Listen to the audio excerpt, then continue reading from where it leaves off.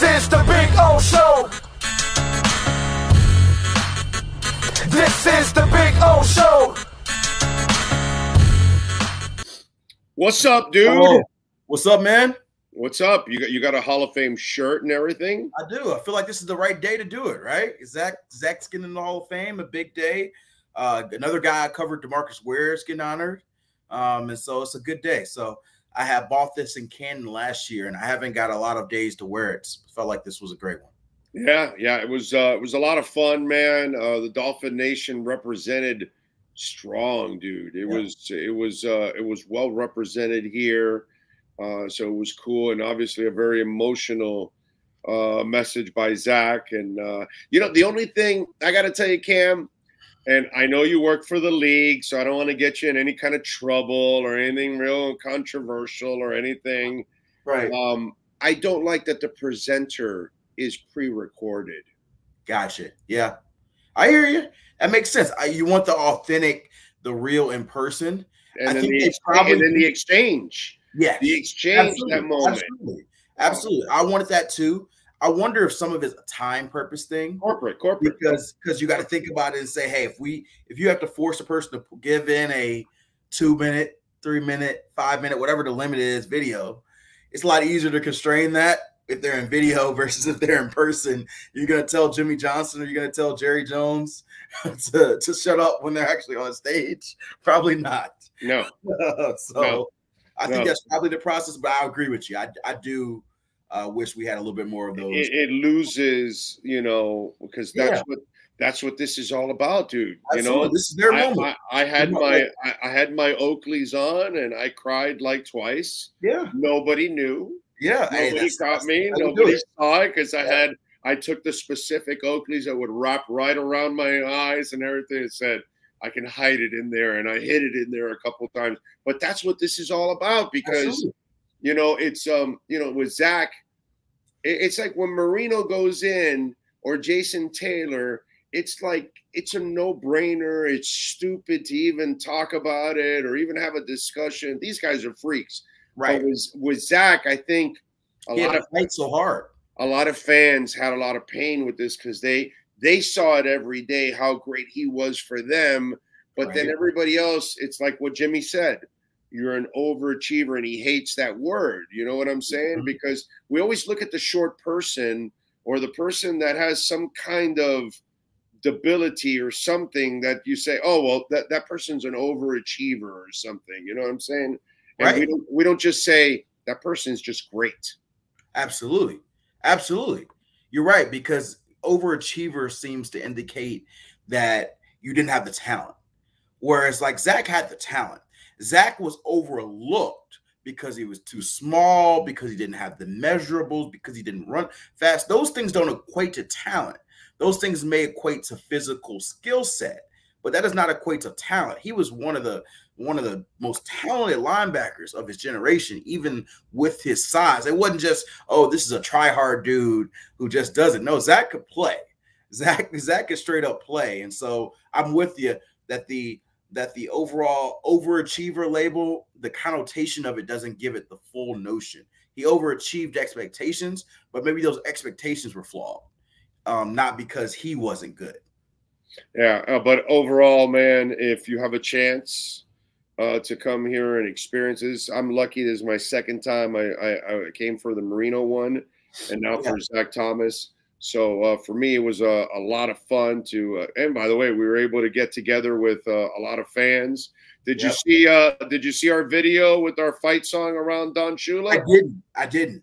Okay, you gotta check it out. Once I get that, I'll check this out. Yeah, you got to check out. It's right there on the YouTube page, right there. It's a minute long. We all gathered around Don Shula's bust inside Canton. Yep, and sung the fight song. That's awesome. That's awesome. That was fun. That is awesome. I'll check it out. And I know we want to talk some Dolphins practice, but I want to give you like a brief story to connect it that I thought was dope. Because I was here in Miami Gardens. I got in late last night from Atlanta. I was doing Atlanta camp, and I wanted to be here for the scrimmage. Wasn't able to be there for Zach's presentation. I've been to Canton, but I haven't been there for Hall of Fame presentation. I do hope to go one day. But I thought it was dope because the Dolphins had their scrimmage scheduled for 11 o'clock. And so they're doing the scrimmage. and literally a lightning delay hits just as Zach is going on stage to do his speech. And so that means that everyone, players, the fans in the stands, the media who are watching the scrimmage, all pause. And for the next hour, nobody's working. Everybody is watching Zach's speech. And so I felt like it was poetry. Like, I don't know if it was just me, but it hit me. I'm like, man, what are the odds that just when Zach is reaching the stage, wasn't a minute earlier, what a minute later, just as he's starting to get comfortable, the lightning hits, everybody goes inside.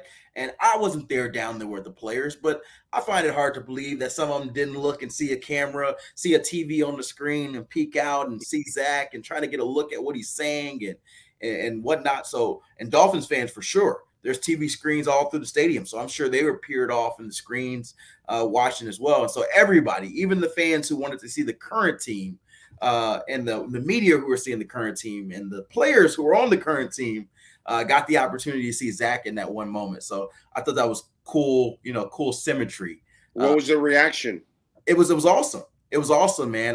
There was a couple of media members who were in the press box, and it was funny because Zach's this tough guy. He's a linebacker, right? And I think he said going into the week, I'm not gonna cry. I'm not gonna cry. Yeah. But I thought it was very right that it was the mention of Junior Seau and talking about Junior Seau that finally got him, because that's a guy who's no longer with us. And you talk about just sort of being able to get your flowers while you're alive. I don't know if Junior Seau got his full flowers while he was alive. And now Zach is probably putting in perspective of he's waited for his flowers. He's got it from Dolphins fans throughout, but like this was his moment to finally get his flowers. And he's getting his flowers and he's getting all his love. And he's thinking about somebody else who maybe didn't get his flowers while he was alive. Joe Klecko, man. 35 years. Yep. Okay. And as a old guy that watched Joe Klecko play and watched him play very well against the Dolphins, I always in the New York Sack Exchange, he was the guy that you looked at and said, that's the Hall of Famer right there. Like Gastineau had his moments and Marty Lyons and all that. Those guys were solid players. They were good players, but Klecko was like the freak out of those four guys. He was the unblockable force out of it. He was the guy you didn't want to face every week. Gastineau kind of ran his mouth and he would get some sacks and all that, but it was Klecko, the guy you feared. And bro, 35 years, the guy had to wait, and that weight is hard, man. That weight is hard. And guys do it every different way. I've heard guys say, hey, I don't care about it. If I don't get in, I don't get in. I've heard guys be angry at it. I've heard guys campaign and every year put their blood, sweat, and tears to get in and get their pain hurt. And regardless of which route they choose, it all means a lot to them. And every year they don't get there, it just takes a little bit out of them. It takes a little bit out of them. And you finally get that call. Like I watched the video of Zach as he's walking up the steps and he sees, I don't know if he saw Jimmy first or he saw his family. It wasn't really clear from the video, but he sees something. And immediately I know he's feeling all of those emotions. He's feeling everything. He's like, man, that was I'm thinking about year one. I waited and didn't get the call. Year two, year three, year four. I thought it was going to be year five, but it wasn't. Year six. Yeah. And you just think about all those years that it piles up and you finally get it. And then once he gets up there, I'm sure you're thinking, man, I'm not even worried about it anymore. I get it. Yeah. I get it. I'm thinking about I don't know how many years it was for Zach ultimately, but you could stress and be frustrated about the 8, 9, 10 years it may have took Zach. And Zach's probably thinking about Joe Klecko. Zach's probably thinking about Junior Seau. At least I got my moment. At least this is my moment. What about everybody else? Hey, a lot of us feel Richmond Webb deserves to be there, and he doesn't even get mentioned. Dude. Right. Like there's no thought, no talk. Amongst us Dolphin fans, we appreciate him. We think he's a great left tackle. He was a rock for Danny for a long, long time. But it's just, it's a screwed up process, man, at times. All right, let's get to practice. Twofold. Mm-hmm. One, obviously, there's some concerns on the offense, some inconsistencies. I think more on the O-line. I know Tua didn't have a good game today and all that, but I kind of blame more the O-line for a lot of the stuff that's going on with this offense. And then on the flip side, here's where I got to tell the Dolphin Nation, this is actually really good news. your defense was a mess last year, bro. Yep. You didn't know what the hell you were getting. And I know that there was a crap ton of injuries, so that didn't help Josh Boyer. So I'll defend Josh Boyer in that sense.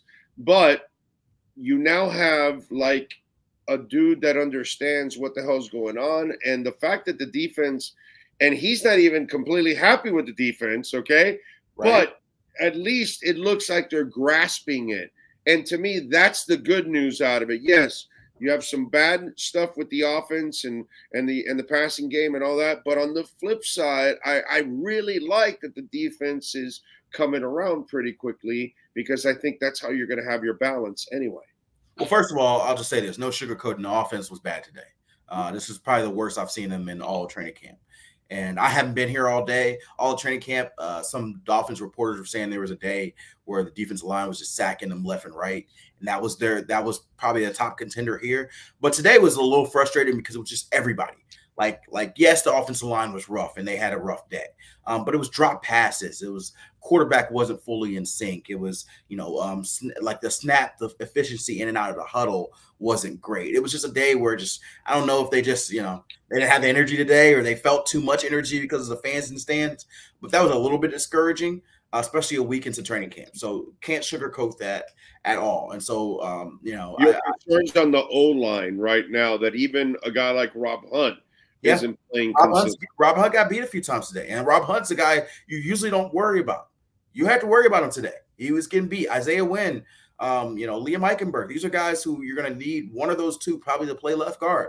Getting beat today. Austin Jackson, same thing. Like these are guys, Teron Armstead wasn't doing much out there with them. But still, that's one position. The other four positions were really getting dominated for much of the day. And so I've already told you the offensive line is my biggest concern. And today kind of, I would say the first part of camp, they started to trend better where I was like, okay, maybe we don't have to worry about them as much as I once thought. And then today was like, nah, this is still an issue. And so I'm going to keep a close eye on joint practices. I'll be here Tuesday and Wednesday because I've covered this Falcons team quite a bit this offseason. I've been up there a couple times. And so I know what their strengths and weaknesses are.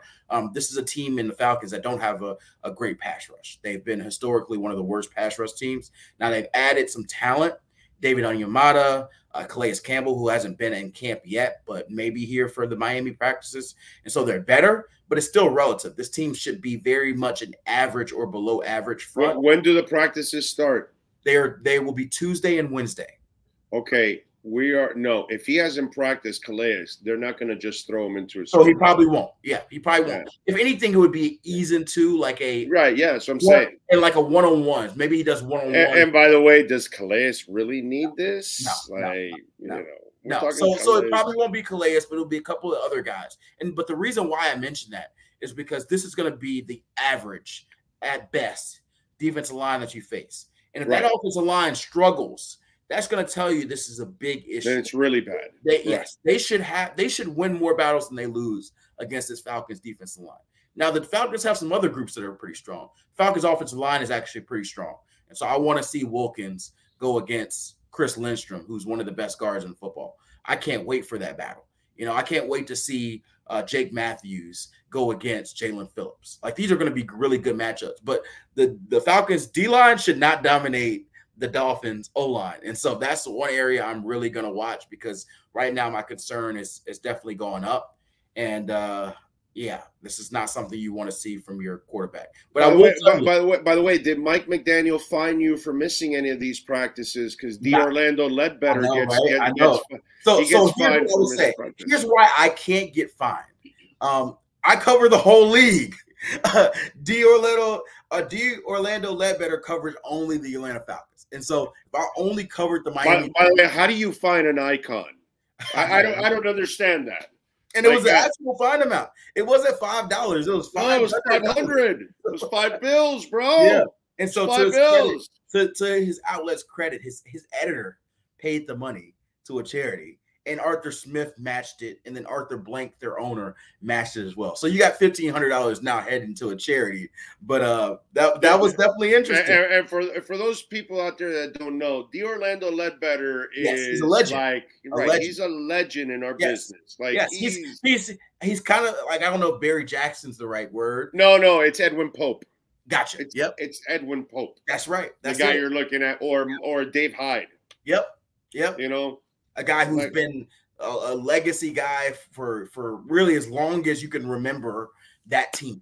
Like, and it's just like if you're a Falcons fan, bro, that's the guy. First person you go to read. That's the guy. If Ledbetter's saying it, it's got to be it. Exactly. Yeah, that's it. And he's fine. And Arthur likes to have a lot of fun there, so I think that's what they were doing. Oh yeah, come on, but it was fun. They all wrote that off, bro. They're fine. Yeah, absolutely. They're fine. So I've told you the rough part of practice. What I will tell you, and I'm going to talk about this a lot in joint practices on TV. By the way, NFL Network will be on set Wednesday for the second day of joint practices. And so you'll have a lot of live NFL Network coverage. We'll have some more interviews, and we'll have some fun. And so this is our third trip to Miami. We've been here, I think, just as much or more than any other team. So that shows you how much we care about the Dolphins this year. And so definitely tune in Wednesday. But I'll give you a preview of some of the stuff I'm going to say. Okay. Christian MF Wilkins has been the best player on the Dolphins this training camp. Okay. He has been the best player, better than Tyreek, better than Xavier, better than Tua, better than whoever you're naming. Christian Wilkins has been the best player on the training camp field. Okay, I agree. In my eyes. And I think he is becoming, and that was this is a big question I had coming in. Who is going to be the leader of this defensive group? You lost a guy in a Landon Roberts who fans had some, he may not have been the best coverage player. He might not have been this two down linebacker. He's a two down.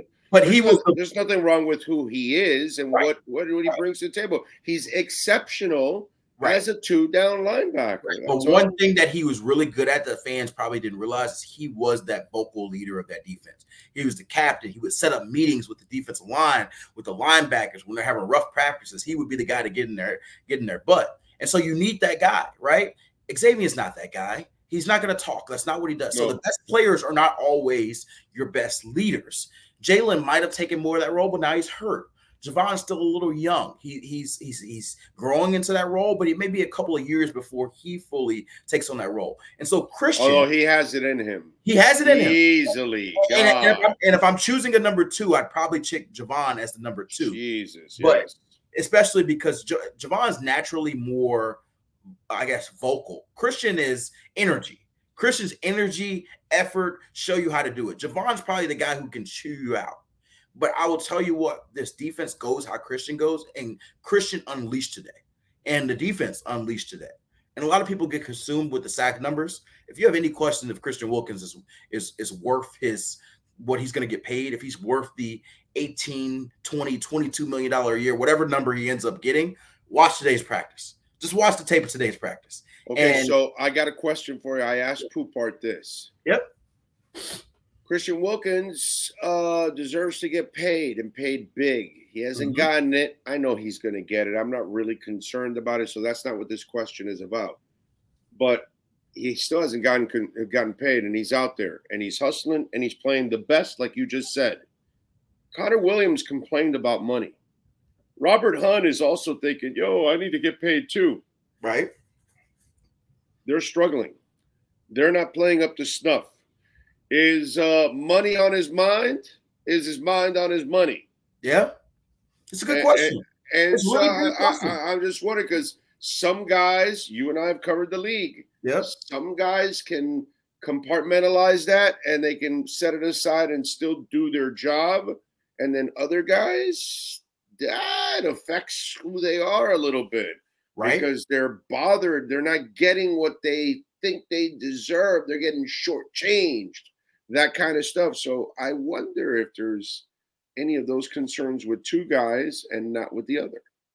So I'm not in these guys' heads, so I don't know what they're thinking, what their mindset is. But I will tell you this: Connor did sit out of practices, so there obviously had been decisions made based on money in his mind. I haven't seen Christian miss a single practice, even the voluntary ones, and it's voluntary, so I will not knock a guy for missing those. But I think Robert Hunt is a little different because he's still on his rookie deal. But this is his last year. It's on his last year, but typically you don't see a lot of guards in particular get early extensions if they're not all pros yet. True. That being said, Robert Hunt's certainly worthy of an extension, and I think he will be a Dolphin for a long period of time, and he's going to make a lot of money. I just think that in the hierarchy of like priorities, I think it's Wilkins, then Williams, then Sealer. Well, yeah, Sealer and Hunt. Yes, and to me, Hunt is probably below Sealer. Actually, I'm paying Holland before I'm paying Hunt. Right, but Holland still has 2 years left on his deal. You know. So, but it's 1 more year difference. There's a year difference. 1 more year after this year. But your point is, my point is, of the guys who have 1 year left. Actually, Holland does not play on his final year. Hunt may play on his final year. You do not allow Javon Holland to play on his final year. Yes, Javon Holland's another guy who is not going anywhere. I feel pretty good about saying Javon Holland will be a Dolphin and make a lot of money. Oh, yeah. Please.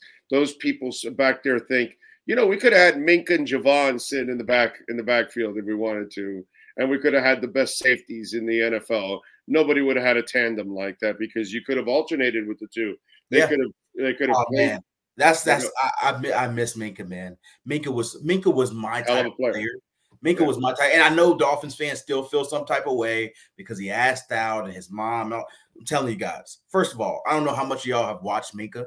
That's not the point. It's what you said. It's what you said. There's not a Dolphin fan I've ever met that says Minka sucks or whatever. Right. They know he's a hell of a They know they don't like how it ended.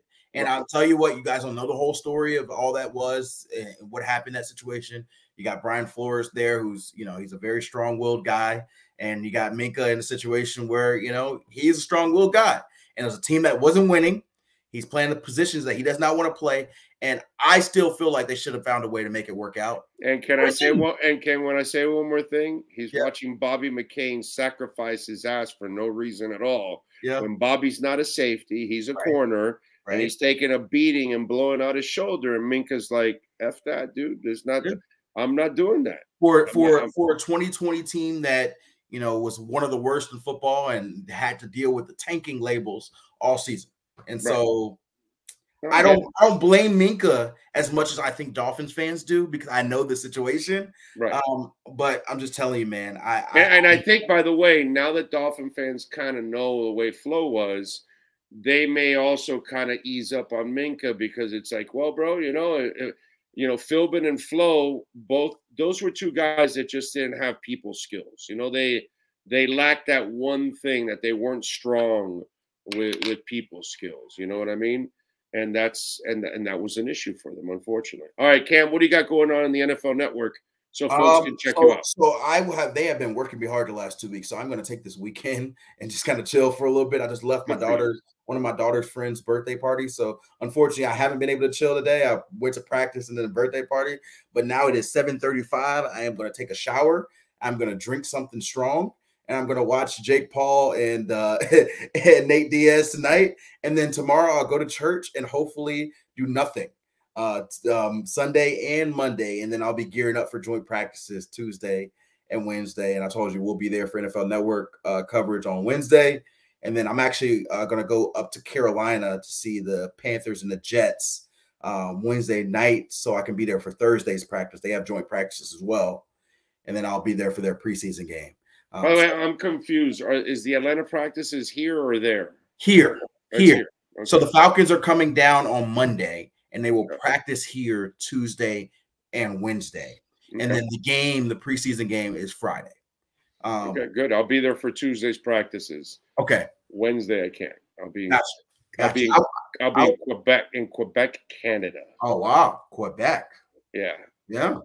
Quebec. Yeah. Quebec for 2 days, then Montreal for 3. Okay. And then back here. Metallica. I'm going to see Alter Bridge in Quebec, and then I'm going to see Metallica for 2 nights in Montreal. Gotcha. So, okay. We work hard, we work and party hard.